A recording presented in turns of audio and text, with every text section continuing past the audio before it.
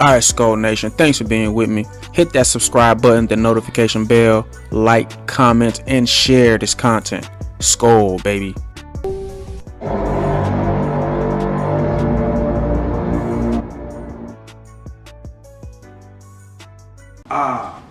What a dope, man. Welcome to another episode of Talk Vikings with me. Another week of football. We got to go see the Browns.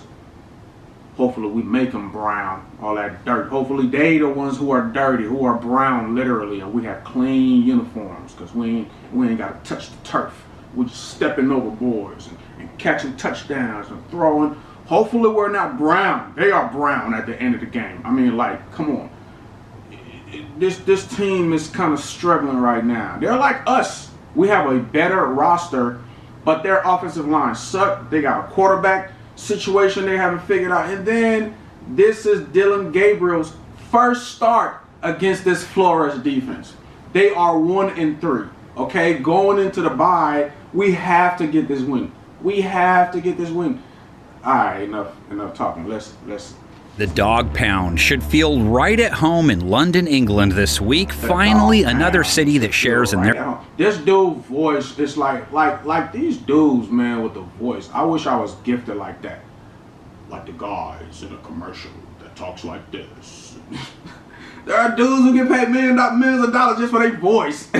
He's one of them. He had to practice that a lot. The Dog Pound. You got to know when to put in the bass and when to... All right, sorry. No.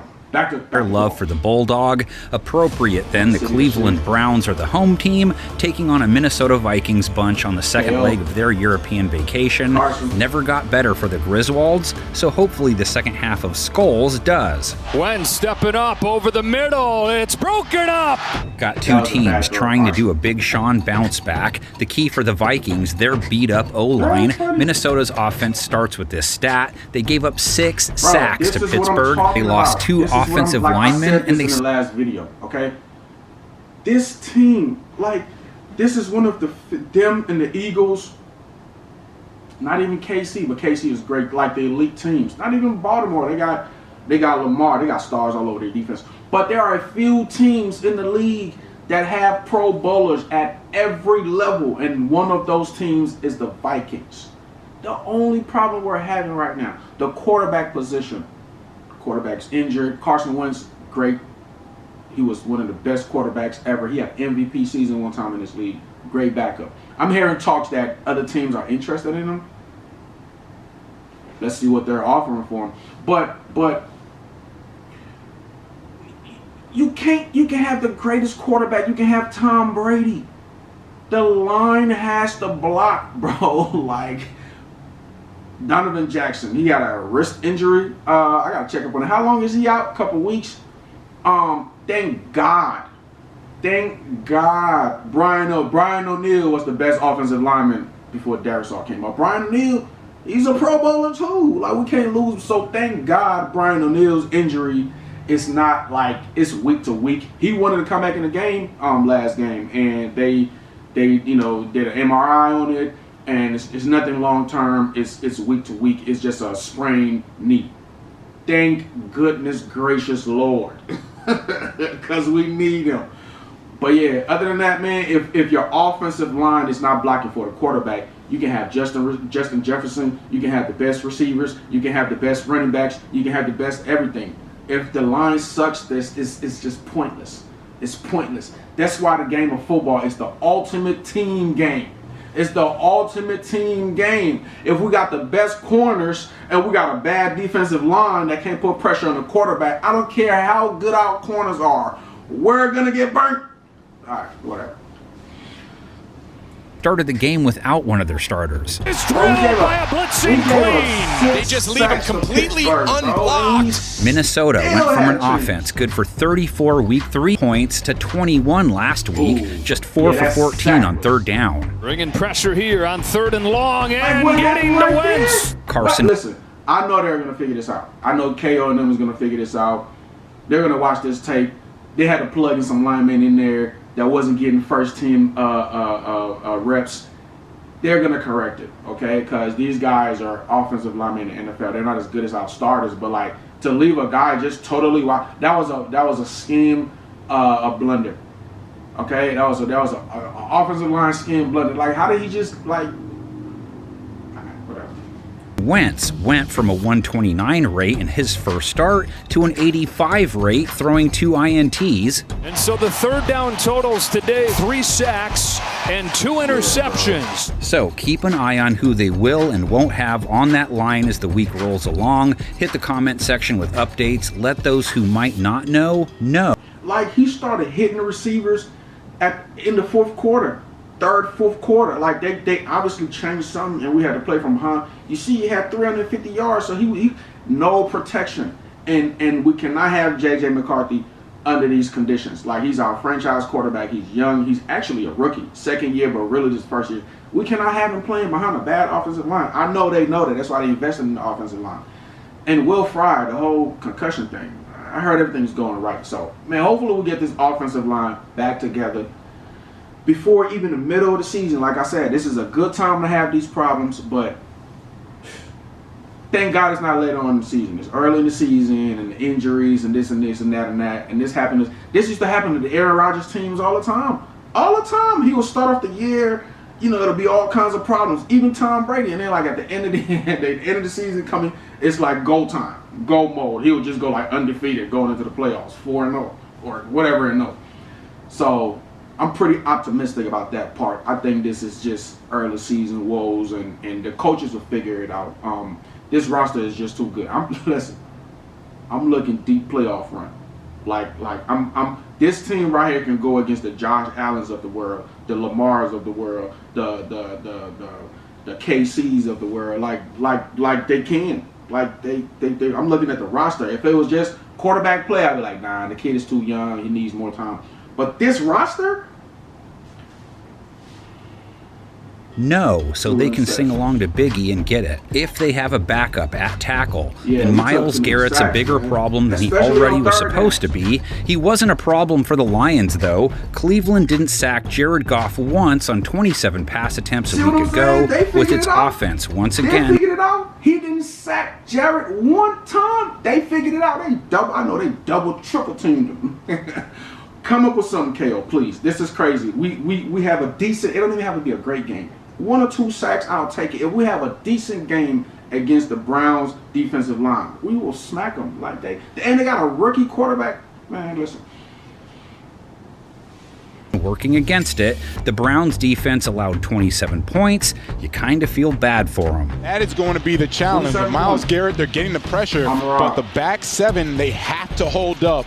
The big but, Cleveland held Goff to a sub-90 rate, picked him off, held him to 168 yards, just 6.2 yards per attempt. Goff picked off by Denzel Ward, and that's what the Browns needed. That Cleveland secondary also still looking at a dude coming in off a 350-yard day. Wentz, 2 TDs. It wasn't all bad by any means. Jalen Naylor scored, just that 2-yard TD though. Adam Thielen, just 11 yards. TJ Hawkinson, 39. Got Jordan Addison back, got behind the secondary for an 81-yarder to finish with 114 in his first showing of 2025. Blown coverage, and it's Addison! He's down the sideline! I'm going to guess he caught some heat for getting caught by a linebacker. Still, his return was... Yes, he caught some heat because he got called by. I saw JJ kind of talking to him on the side. He kind of laughed. I noticed what that conversation was. Bro, a lineman caught you. You know, Jay, bro, I was out of gas, bro. I stumbled a little bit. I slowed down a little bit. Bro, you can't let a linebacker catch you, bro. I play football. You can't let a linebacker, running back, I play tailback. Any skill position, bro, you can't let a linebacker catch you. The running backs, the receivers, everybody's faster than the linebackers. Like, they're like safety, and they're like safeties, they're like DBs and defensive linemen combined. So they're not as big as defensive linemen, but they're not as fast as DBs. Like, even DBs, most DBs are not as fast as receivers. So you let a linebacker catch you. I'm clowning him in practice all week for that. If I'm JJ or if I'm anybody, I could be a third string receiver.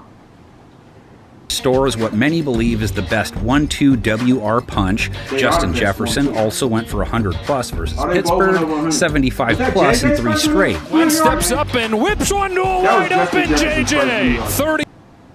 Most diva receivers will be mad by now, but my boy is chilling. He got that big contract, and you know, the offensive line got to get more for Jefferson. Cleveland's D also can't lose track of rookie running back Xavier Scott, who caught 6 passes for 43 yards, scored his first NFL TD. Wentz will step up and throw to the end zone. It's a touchdown. No issues for the Browns when it came to containing Jahmyr Gibbs, the pass catcher, in their most recent loss. The back Wentz hands off to most often. Jordan Mason, hoping to rebound from a subpar outing, was a 100+ yard 2 TD guy week 3. Then 57 yards, just 3.6 a carry behind that backup heavy O-line. Toss. Mason hit in the backfield, lost a few yards. Browns held David Montgomery to 1.3 a carry on 9 attempts, but Gibbs, the runner, was a problem as they gave him a touchdown and 91 yards on 6.1 a pop to him. This is Gibbs inside the 5 to the end zone, touchdown! Now to Cleveland's offense versus Minnesota's defense. Vikings gave up 24 points to Pittsburgh, let DK have his way on an 80-yard TD. Linebacker Eric Wilson got tagged for it. Gave up a rate close to 120 to Aaron Rodgers, no picks. And it's DK Metcalf. He's in the loose. Inside the 5, into the end zone. That one big play was kind of it, though. The Browns aren't looking at what you'd call a rattle. Run was it. This is what ruined the game right here. Yeah, bro. Eric Wilson, you missed that tackle. This was what changed the game right here, bro. Y'all, bro.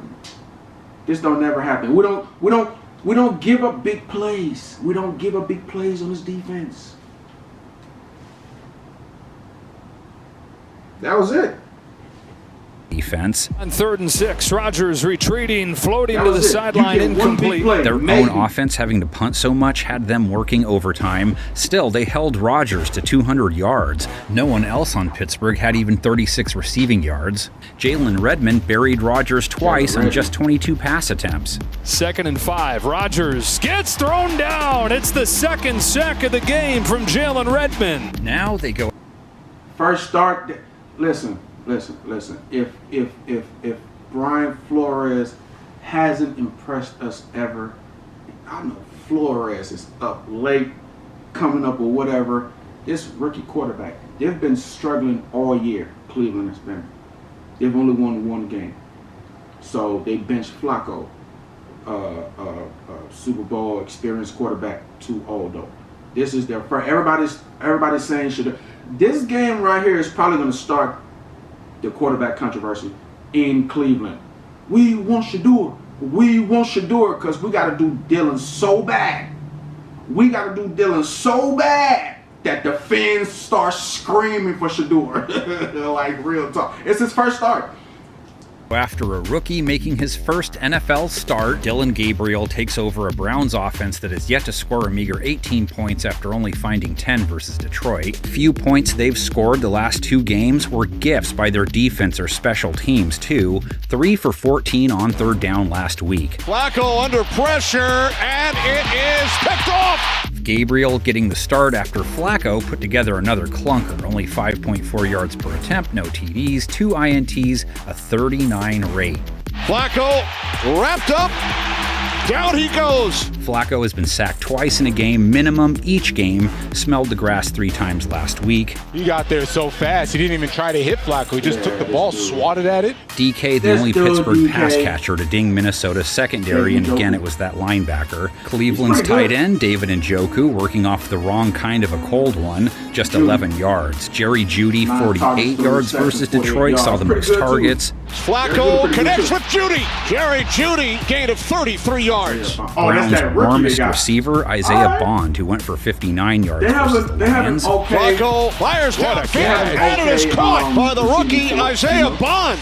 Running back Quinshon Judkins, 33 receiving yards plus 82 rush yards and a ground TD. He's been the best thing about their offense since taking over 2 weeks ago. 4th and goal. Judkins is in. Touchdown. Maybe he keeps it rolling. Vikings would like to clean up their play versus the run. Hadn't been an issue till last week when they gave up 99 yards on 5.2 a carry to Kenneth Gainwell. His long was just 15. To Kenneth Gainwell. We made Kenneth Gainwell. Hey, y'all can't be doing that, man. We gotta go against another no-name running back, bro. 2 rush yards and a ground TD. He's been the best thing about their offense since taking over 2 weeks ago. 4th and goal. Judkins is in. Touchdown. Maybe he keeps it rolling. Vikings would like to clean up their play versus the run. Hadn't been an issue till last week when they gave up 99 yards on 5.2 a carry to Kenneth Gainwell. His long was just 15 yards, too. Let him punch it in twice. Gainwell left side and in for his second touchdown. 12-5 to Kenneth Gainwell. His long was just 15 yards, too. Let him punch it in twice. Gainwell left side and in for his second touchdown. 12-5 in favor of the Vikings in this series. Know that these two played one playoff game together. Cleveland won the Century Division in 1969. Minnesota won the Central. Met to see who would play the Chiefs in the Super Bowl. For the Vikings and their fire-breathing quarterback, there was to be one more magic day against Cleveland in the NFL championship game. Like, what if we would have talked like, imagine if we were talking like this. You know, that's just a 7th, and this is how we talk, and this is how we talk in the sports radio. And he's got the ball, and he goes all the way. Touchdown, Browns. He carried. I'm sorry. It was like every time I hear those old school commentators, it's hilarious to me. Like, I don't know if they're talking about Brandon. Are we gonna be hilarious to like people 50 years from now? How we talk right now and how we think we're the top of the top, and we got all of the latest swag and all of whatever, the coolest slangs. And I wonder if like the kids 50 years from now are gonna look at us like, what the heck? What are they even talking? What made them think that was cool? Like, all right, whatever. All of the latest, the first 7 minutes, whatever, the coolest slangs. After the first 7 minutes, the Vikings were being acclaimed as the new NFL champions. It was a magic day that belonged in great part to a unique quarterback. It was a magic day that belonged most of all to 40 men competing as one. Oh! Okay. I have a new argument for anybody who wants to say the Vikings haven't. Like, that's true. We haven't won the Super Bowl, but we were NFL champions. I'm gonna look this up. How many times did the Vikings win a championship? I'm not talking about the Super Bowl era. We haven't won. We've been to a few, but we haven't won a Super Bowl. But we did win some. 1, 2, 3, 4, 5, 6, 7, 8. There's only 2 people going for the Browns, so you know what I mean. So this game right here, the Vikings are supposed to win. The Vikings are the favorite. You can tell by the matchup. I'm gonna do more video, not just the pre-game and after the game videos or whatever. I'm gonna do videos breaking down films and my knowledge on the game, and like this is deep. This is way deep. This is really deep. There's a reason why teams like it's not college. It's not nothing. It's all about matchups. The NFL is all about matchups. You can have better players than me. But if my line is better than if my offensive line is better than your defensive line, I'm running down your throat. I'm doing screen. I'm doing draws, right? Because my O line is better than your D line, so I'm dropping back. That's the perfect good O line play against a bad D line play.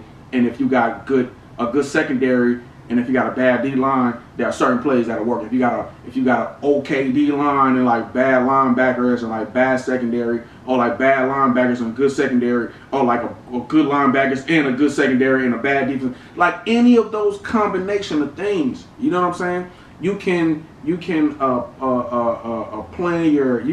develop your game plan around the players. You understand? That's what I'm telling you. Listen, man. One of y'all out there, hire me. I do this. I know what I'm talking about. It's all about matchups. Then you can come up with your schemes on how on how to manipulate that defense. But anyway, man, pretty optimistic. This is a game we should win, even with a bad offensive line. Like this game right here, we should. Only thing I'm worried about is their defensive line. Myles Garrett and them. They got Denzel Ward. They got a few people on their defense that's alright, but like our offense, their offense going against our defense, like that should be a win. That should be a win for us. We just need to hold up that defensive line up there. So if we can do that, couple things real quick. I'm gonna stop talking. Just a few things. Our O line against their D line. I already mentioned that. Gotta hold up. We gotta contain them. Playing from behind, like how we did last game. We can't play from behind, like, because then it put pressure on whatever they were doing later on, and they adjusted. They need to come out and do that against the Brown defense, or that same kind of set of plays, or that same kind of scheme, because they have a great defensive line. I'm saying it again for the 80th time, and our offensive line is. So whatever you did against. Whatever he did last game against the Steelers later on in the game, and Carson had 350 yards and we had a few touchdowns later on, we tried playing catch up, and we just didn't have enough time. Whatever you did, KO, do that again or something similar, please.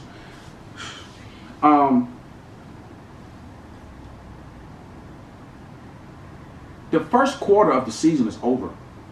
It's been 4 games. We're 4 games in. This is the 5th game coming. We're 2-2. This is part of the season. This is the part of the season where the competent teams are starting to separate from the other ones. Okay, like your Green Bays and your Detroits and your. Why did I just name both of them? I'm supposed to hate them. Disregard that. Your Ravens and your Bills and your Chiefs and your Washington's pretty good. Commanders. You get what I'm saying? The great teams. This is when they start to separate from everybody else. We're 4 games in. We know what we're about. We know how our quarterback play. We know our, you know what I'm saying? The Vikings are still trying to find our identity on one side of the ball. We know what our defense is like. You know what I'm saying? We still got some dudes who are still out. We're not even. We know what we got on defense. This is the time right here where we gotta start taking that stride. We gotta start separating ourselves. This is the time. This is the time right here. First quarter is over. Next point. We have to make this rookie's life a living hell. He is a rookie. This is his first game. He's about to play against one of the best defenses in the league. Okay? This is literally why the Vikings win this game, because we're going against this rookie quarterback with a bad offensive line. Rookie quarterback, bad offensive line. There's a reason why he didn't start the season like Caleb started his season last year. They don't believe in him. They don't believe in Shador and them. They just don't believe in him. They need to develop. So we make this kid, hopefully, I don't ever root bad for anybody or whatever. Hopefully he recovers and he have a great career. But this game right here, this one right here, he got to be confused. And he's going against Brian Flores. Oh, my God.